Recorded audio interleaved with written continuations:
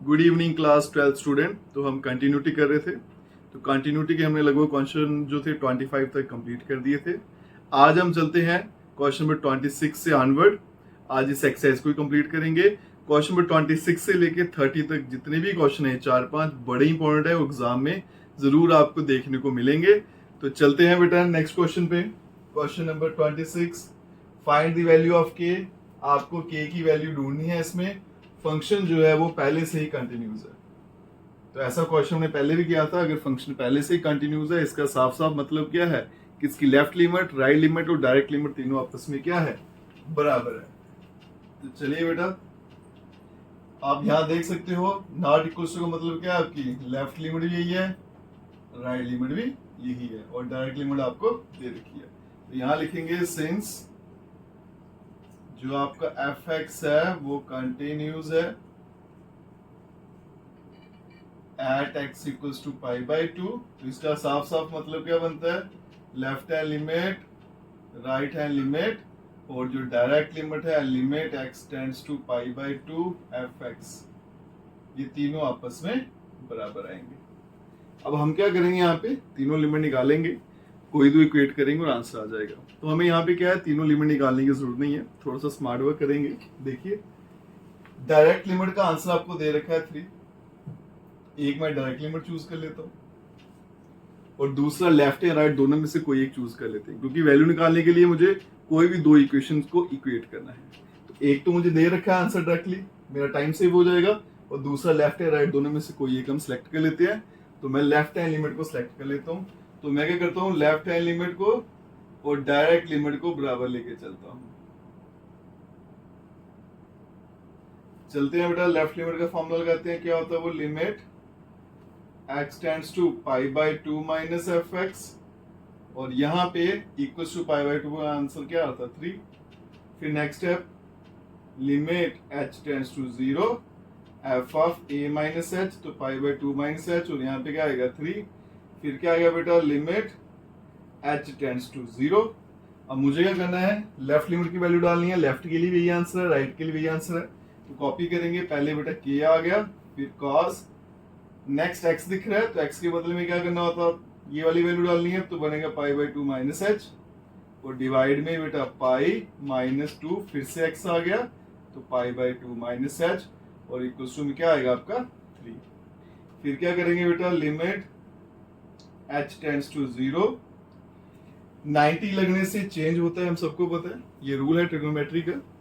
जब भी 90 का मल्टीपल होता है बेटा तो चेंज होता है, कॉस जो होता है साइन बन जाता है, साइन जो है वो कॉस बन जाएगा। तो नेक्स्ट टाइम में ये के, इस कॉस को क्या लिखेंगे हम, साइन एच। और अगर क्वाड्रेंट देखें तो pi by 2 minus H, it's first quadrant. First quadrant में सारे की सारी ट्रिग्नोमेट्रिक रेशियो क्या होती है, पॉजिटिव, तो साइन प्लस का रहेगा। डिवाइड में चलते हैं, पाई माइनस, ब्रैकेट खोलेंगे तो 2 कैंसिल हो जाएगा, बचेगा पाई, माइनस माइनस प्लस, और 2 इंटू एच करेंगे तो 2h, और यहाँ पे कितना आएगा बेटा 3।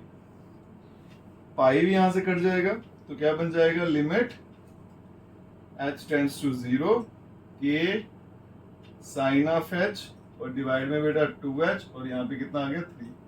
हमने कल भी किए थे क्वेश्चन साइन के, वहां पे आपको यही बताया था कि जब भी साइन का क्वेश्चन आता है तो उसका प्रॉपर्टी याद रखिएगा, लिमिट क्या होनी चाहिए 0 और साइन x अपॉन x, तो आंसर क्या बनता है हमेशा 1। तो मैं क्या करता हूँ बेटा, इस k बाई 2 को पहले लिख लेता हूँ और यहाँ लिख लेता हूँ limit h tends to 0 sine h upon h, और यहाँ पे कितना 3।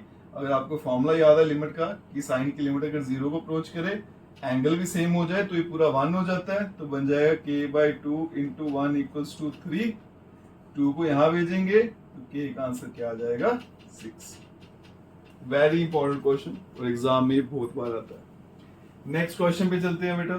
सेम स्टेटमेंट सेम है, ये ऑलरेडी कंटिन्यूस है, तो इसका मतलब सिंस एफ एक्स जो है वो कंटिन्यूस है बेटा एट एक्स इक्वल्स टू 2, इसका मतलब इसकी भी तीनों लिमिट्स का आंसर मुझे सेम लेके चलना है।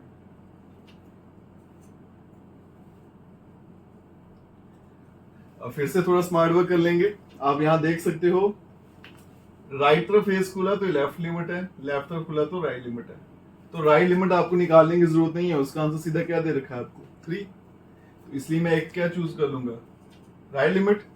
और दूसरा देखो बेटा, इक्वल टू मतलब डायरेक्ट लिमिट मुझे दे रखी है कितनी है, के x square. Direct limit find करना थोड़ा मेरे लिए आसान रहता है, वहां पे मुझे कुछ नहीं करना है, सिर्फ एक्स की वैल्यू 2 डालनी है और मेरा आंसर आ जाएगा। तो मैं क्या क्या सिलेक्ट करने जा रहा हूँ, एक तो राइट लिमिट और एक डायरेक्ट लिमिट। तो हम यहाँ लिखेंगे right hand limit equals to limit x tends to 2 f x. क्योंकि तीन में से मुझे कोई भी दो सिलेक्ट करनी है, मैं वही करूंगा जो मेरे लिए आसान होगा, जिससे मेरा टाइम सेव हो जाए। राइट लिमिट का आंसर आप देखो तो कितना आ रहा है, पहले स्टेटमेंट लिख लेते हैं, limit x tends to 2 plus f x. और डायरेक्ट लिमिट का आंसर देखिए कितना आ रहा है बेटा, के एक्स स्क्वायर। तो बनेगा लिमिट x टेंड्स टू 2, यहाँ पे के एक्स स्क्वायर।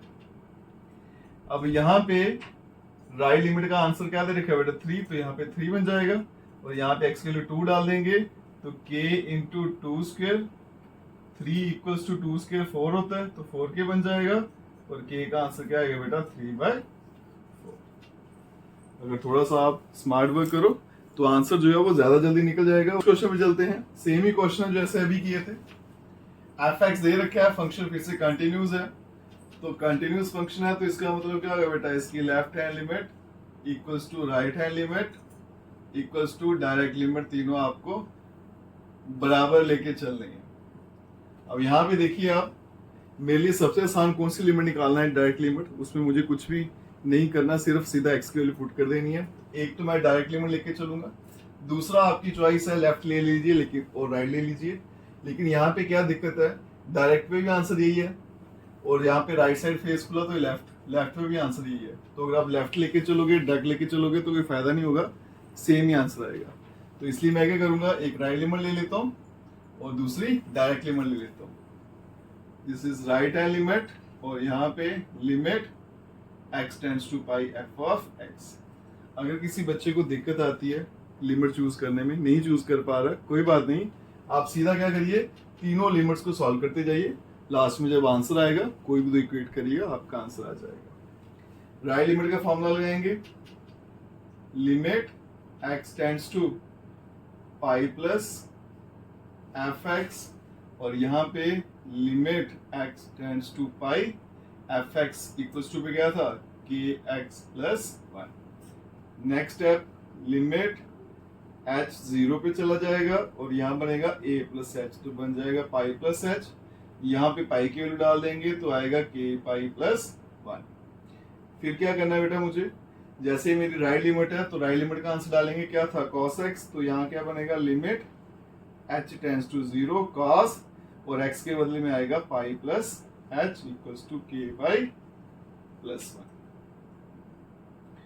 अब यहाँ देखिएगा h की वैल्यू अगर 0 डाल दूंगा तो बन जाएगा मेरे पास cos pi equals to k pi plus 1। अब यहाँ देखिए cos 180 पाई मतलब 180 होता है, उसकी वैल्यू -1 होती है, और यहाँ पे बन गया के पाई प्लस 1। 1 बेटा यहाँ जाएगा, प्लस 1 यहाँ जाके -1, तो बन गया -2, और यहाँ से के का आंसर -2/पाई। ये निकालना था आपको। चलते हैं नेक्स्ट क्वेश्चन पे, सेम काम है, ये भी कंटिन्यूस दे रखा है आपको, तो इसका मतलब तीनों लिमिट्स बराबर होंगी इसकी।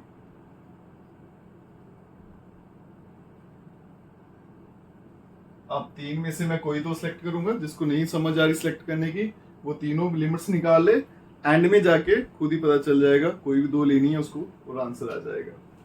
हम क्या करेंगे, यहाँ पे मैं क्या करता हूँ, एक तो डायरेक्ट लिमिट निकाल लेता हूँ, थोड़ा आसान है निकालना, और दूसरा यहाँ पे देखिए राइट तरफ फेस है तो लेफ्ट लिमिट है, लेफ्ट तरफ है तो राइट लिमिट। एक मैं राइट लिमिट ले लेता हूँ, एक डायरेक्ट ले लेता हूँ, इतना सा क्वेश्चन ले लेता हूँ। तो राइट लिमिट का फॉर्मूला लगाएंगे तो क्या आएगा बेटा, limit x tends to 5 plus f x, और यहाँ पे लिमिट x टेंड्स टू 5, और एफ एक्स का आंसर क्या है यहाँ पे, के x plus 1। Next step, limit h tends to 0 f of a plus h आ गया, और यहाँ पे अगर मैं x की वैल्यू 5 डाल दूंगा तो बन जाएगा बेटा 5k प्लस 1। फिर क्या करेंगे हम, राइट लिमिट है ये, तो राइट लिमिट का आंसर क्या है, 3x माइनस 5, तो बन जाएगा बेटा limit h tends to 0 3x के बदले में 5 प्लस h, और फिर -5, और यहाँ पे भी 5k प्लस 1। h के लिए 0 डाल देते हैं, 3 इंटू 5 15, 15 माइनस 5 कितना हो जाएगा बेटा 10, 10 इक्वल्स टू 5k प्लस 1, इसको यहाँ भेजेंगे 10 माइनस 1 9 हो जाएगा, 9 इक्वल्स टू 5k और k का आंसर आ जाएगा बेटा 9/5। तो 4 ही क्वेश्चन थे जिसमें k की वैल्यू निकालनी थी, चारों का आंसर आपके सामने है। नेक्स्ट क्वेश्चन है वो भी बड़ा इंपॉर्टेंट है, नेक्स्ट क्वेश्चन पे चलते हैं। तो अब नेक्स्ट क्वेश्चन पे चलते हैं, ये क्वेश्चन बड़ा इंपॉर्टेंट है। देखिए क्वेश्चन क्या कहता है, a और b की वैल्यू फाइंड करनी है, फंक्शन आपको कंटिन्यूस दे रखा है, लेकिन पॉइंट यहाँ पे कितने हैं बेटा 2। तो जब भी 2 पॉइंट आ जाए 3 आ जाए तो आपको कुछ नहीं करना, नंबर लाइन बनानी है, वहां पे पॉइंट प्लॉट कर लीजिए। यहाँ देखिए 2 से पीछे क्या आंसर है 5, तो 2 के पीछे 5 आएगा, 2 और 10 के बीच में क्या आना बेटा ax प्लस b, और 10 से अगर बड़ी वैल्यू तो आंसर कितना आना है 21। अब आप साफ देख सकते हो कि 2 के लेफ्ट में क्या है 5, तो इसकी लेफ्ट लिमिट है, ये राइट लिमिट है, 10 की लेफ्ट लिमिट और राइट लिमिट आपको दे रखी है। फंक्शन जो है वो दोनों पॉइंट पे कंटिन्यूस है, तो सबसे पहले क्या लेंगे पॉइंट 2 पे, फंक्शन कंटिन्यूस है तो तीनों लिमिट बराबर आएंगी।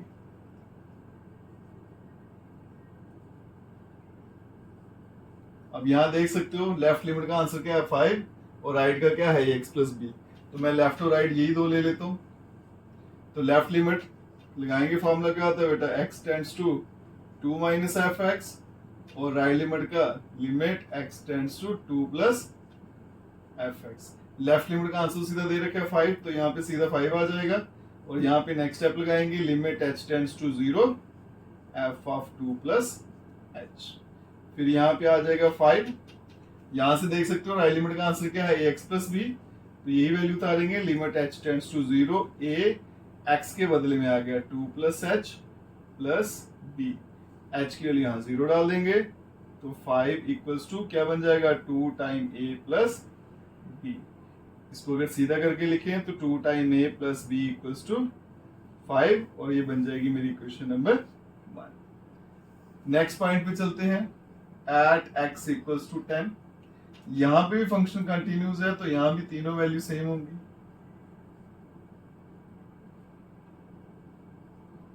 यहां भी आप देख सकते हो राइट लिमिट का आंसर क्या है 21 और लेफ्ट का क्या है x प्लस बी, तो मैं लेफ्ट और राइट ही ले लेता हूं। तो लेफ्ट लिमिट का फॉर्मूला लगाएंगे, क्या आएगा limit x tends to 10 minus f x, और यहाँ पे limit x tends to 10 plus f x. Right का आंसर तो सीधा 21 आ जाएगा, लेफ्ट का नेक्स्ट स्टेप लिखेंगे तो क्या आएगा limit h tends to 0 f of 10 minus h, और लेफ्ट लिमिट का आंसर क्या है बेटा ax प्लस b, तो इसको कॉपी करेंगे, limit h tends to 0 a x के बदले में 10 minus h plus b equals to 21, h की वैल्यू 0 डाल देंगे, 10 time a plus b equals to 21, ये इक्वेशन नंबर 2। अब आपके सामने दो इक्वेशन आ गई, दोनों को सॉल्व करेंगे जैसे 10th में पढ़ते थे आप, linear equation 2 variable, elimination method ले लीजिए, सब्स्टिट्यूशन ले लीजिए, जो मर्जी मेथड ले लीजिए। तो मैं इसको एलिमिनेशन से सॉल्व करने जा रहा हूँ। यहाँ पे बेटा 21 है, next equation 2 time a plus b equals to 5, मैं दोनों को सब्ट्रैक्ट कर देता हूँ, b कैंसिल आउट होगा, 10 माइनस 2 बेटा 8 टाइम a, 21 में से 5 जाएंगे 16, तो a का आंसर कितना आ गया 2, कैंसिल हो जाएगा 2 से।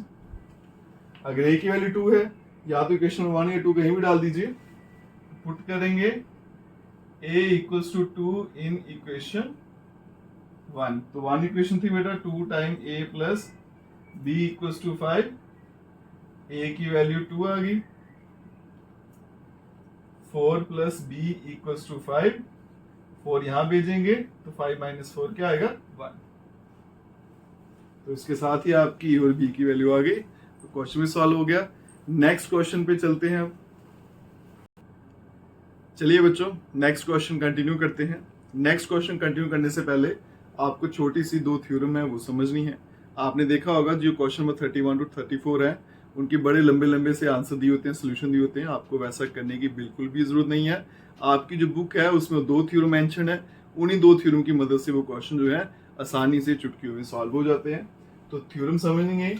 सबसे पहले ये जो थ्योरम है ये आपको एनसीईआरटी बुक में मिल जाएगी पेज नंबर 113 पे, और जो दूसरी थ्योरम है ये आपको मिल जाएगी पेज नंबर 115।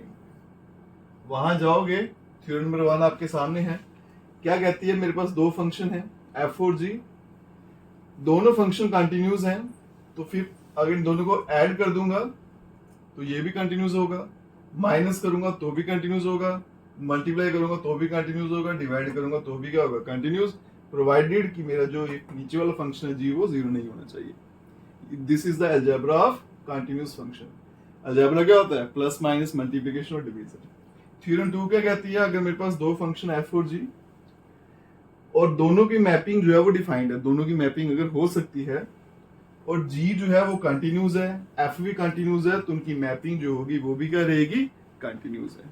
इन दो थ्योरम की हेल्प से हम क्या करेंगे, बाकी जो 4 क्वेश्चन को सॉल्व करेंगे। आपको कोई भी लंबा लंबा सोल्यूशन करने की जरूरत नहीं है। चलते हैं आप क्वेश्चन पे, देखते हैं कैसे करना है। चलिए बच्चों नेक्स्ट क्वेश्चन करते हैं, वो भी थ्योरम की हेल्प से। क्वेश्चन क्या है, एफ एक्स मुझे दे रखा है और पूछा गया कि यह फंक्शन कंटिन्यूस है या नहीं है। तो यहाँ पे लिख देते हैं आपका एफ एक्स क्या है बेटा, cos ऑफ एक्स। मैं क्या करता हूँ, इसके बदले में दो फंक्शन बना लेता हूँ, एक g बना लेता हूँ और दूसरा h बना लेता हूँ। g फंक्शन बना लेते हैं बेटा cos x, cos के नाम से, h बना लेते हैं x से। अब यहाँ देखो g फंक्शन क्या है बेटा cos x, और हमने पढ़ा है, जब आप इसको प्रूव भी कर सकते हो कि cos x जो होता है वो कंटिन्यूस फंक्शन होता है। ये पॉलिनोमियल फंक्शन है, ये भी क्या होता है, कंटिन्यूस फंक्शन होता है। तो हम लिख सकते हैं कि g जो है वो कंटिन्यूस फंक्शन है और h भी क्या है, कंटिन्यूस फंक्शन है। अगर दोनों कंटिन्यूस है तो अभी थ्योरम पढ़ी कि इनकी जो मैपिंग होगी वो भी क्या होगी, कंटिन्यूस होगी। अभी थ्योरम 2 पढ़ी हमने कि अगर दो फंक्शन कंटिन्यूस है तो दोनों की मैपिंग जो होती है वो भी क्या होती है, कंटिन्यूस। अब हम देखते हैं कि इनकी मैपिंग का आंसर क्या आता है, जी सर्कल एच, एक्स से मल्टीप्लाई करेंगे तो बेटा क्या आएगा, जी ऑफ एच एक्स, और एच एक्स का आंसर क्या है बेटा, एक्स स्क्वायर। जी एक्स बन गया, जी एक्स का आंसर क्या है, cos x, तो बन जाएगा cos x के, और ये क्या आ गया, एफ एक्स। इसका मतलब मेरा जो जी सर्कल एच है वो किसके बराबर है बेटा, एफ एक्स के बराबर। इसको एक्स लिख देते हैं साथ में।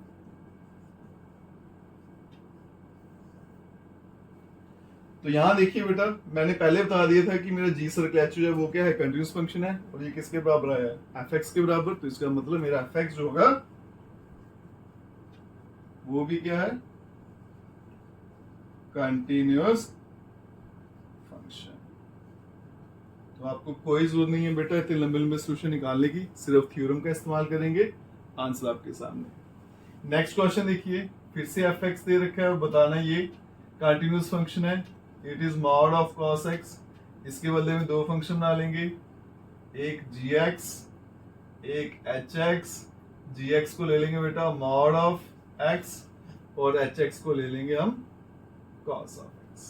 ठीक है, अब ये मॉडुलस फंक्शन है, आप इसको प्रूव भी करके देख सकते हो, ये कंटिन्यूस फंक्शन होता है, ये cos फंक्शन है, ट्रिग्नोमेट्रिक फंक्शन क्या रहते हैं, कंटिन्यूस।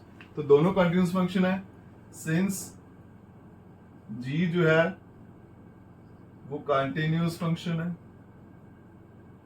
और h जो है वो भी कंटिन्यूस फंक्शन है। तो बाय थ्योरम दोनों की जो मैपिंग होगी वो भी क्या रहेगी, कंटिन्यूस फंक्शन। दोनों की मैपिंग करके देखते हैं, जी सर्कल एच, एक्स से मल्टीप्लाई करेंगे बेटा क्या आएगा, जी ऑफ एच एक्स, और एच एक्स का आंसर आपके सामने क्या है बेटा, cos x बन गया जी एक्स का आंसर उतारेंगे तो क्या बनेगा, मॉड ऑफ cos x, और मॉड cos x किसका आंसर था बेटा, f ऑफ x का। तो इनकी जो मैपिंग है वो कंटिन्यूस है, तो इसकी जो मैपिंग है जी सर्कल एच, उसका आंसर क्या आता है बेटा, f। तो इसका मतलब मेरा f जो है वो also continuous function by theorem 1.2 on page number 115। तो आप देख सकते हो बेटा थ्योरम का इस्तेमाल करके कितनी आसानी से हम इनको सॉल्व कर सकते हैं। नेक्स्ट क्वेश्चन पे चलते हैं। चलिए बच्चों नेक्स्ट क्वेश्चन पे चलते हैं। नेक्स्ट क्वेश्चन क्या कहता है, आपको फंक्शन दे रखा है, इसको भी कंटिन्यूस प्रूफ करना है। तो बेटा इसके बदले में दो फंक्शन बना लेंगे, एक का नाम gx रखेंगे, एक का नाम hx रखेंगे। gx में ले लेते हैं बेटा sin x और hx में ले लेते हैं हम mod x।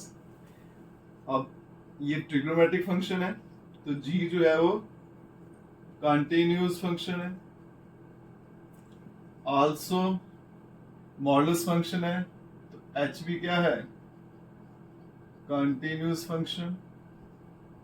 दोनों फंक्शन अगर कंटिन्यूअस है तो दोनों की मैपिंग जो होगी वो भी क्या रहेगी, कंटिन्यूअस। अब दोनों की मैपिंग को सॉल्व करते हैं, उसके लिए x से मल्टीप्लाई करना पड़ेगा, बन जाएगा बेटा h ऑफ x, hx का आंसर आ गया mod x, बन गया gx का आंसर क्या आ गया बेटा, sin ऑफ mod x, और ये बन गया आपका fx। इसका मतलब g सर्कल h का आंसर कितना आ गया, f। अभी बताया कि g सर्कल h क्या है बेटा, कंटिन्यूअस, तो इसका मतलब f जो है या फिर fx जो है is also continuous function. Next चलते हैं बेटा। नेक्स्ट क्वेश्चन जो है, अगर आप इसके सोल्यूशन देखोगे बड़े लंबे लंबे हैं, इतना करने की जरूरत नहीं है, ये जस्ट अलजेब्रा है हमारे कंटिन्यूअस फंक्शन का, वही कंसेप्ट यूज करेंगे। तो यहाँ पे बेटा मुझे fx दे रखा है आपके सामने mod x minus mod of x plus 1। आपके सामने दो फंक्शन जो है बेटा वो सब्ट्रैक्ट हो रहे हैं, तो दोनों को मैं अलग ले लेता हूँ। एक फंक्शन ले लेता हूँ gx, इसको mod x रखेंगे, दूसरा ले लेंगे hx जिसका है mod ऑफ x प्लस 1।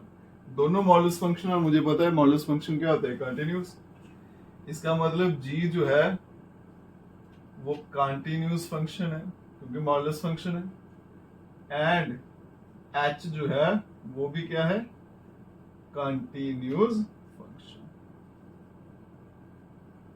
दोनों फंक्शन कंटिन्यूअस है, तो by algebra of continuous function अगर दो फंक्शन कंटिन्यूअस है तो दोनों की एडिशन, सब्ट्रैक्शन, मल्टीप्लिकेशन, डिवीजन क्या रहेगी, कंटिन्यूअस। तो इसका मतलब gx माइनस hx वो भी क्या रहेगा, कंटिन्यूअस फंक्शन। रीजन क्या है, बाय थ्योरम 1.1। तो ये आपके कंटिन्यूअस है, अगर ये कंटिन्यूअस है तो इसका आंसर किसके बराबर था बेटा, gx का आंसर क्या रहा आपका, mod x, hx का mod ऑफ x प्लस 1, ये भी क्या रहेगा, कंटिन्यूअस फंक्शन। और ये किसके बराबर था बेटा, fx, और fx भी क्या हो गया, कंटिन्यूअस फंक्शन। तो आप देख सकते हो बेटा, अगर थ्योरम का इस्तेमाल करेंगे तो कोई भी लंबा सोल्यूशन करने की जरूरत नहीं है, बिल्कुल आराम से आप इसको सॉल्व कर सकते हो। इसके साथ ही हमारी एक्सरसाइज 5.1 जो होती है वो खत्म हो चुकी है। नेक्स्ट चलेंगे हम डिफरेंशिएशन पे, उससे पहले आपको उसके बेसिक्स सिखाए जाएंगे जिसके ऊपर सारी की सारी डिफरेंशिएशन चलेगी। बाकी चैनल को सब्सक्राइब, लाइक, शेयर, कमेंट जरूर करिएगा। अपना प्यार बनाए रखिएगा। Best of luck.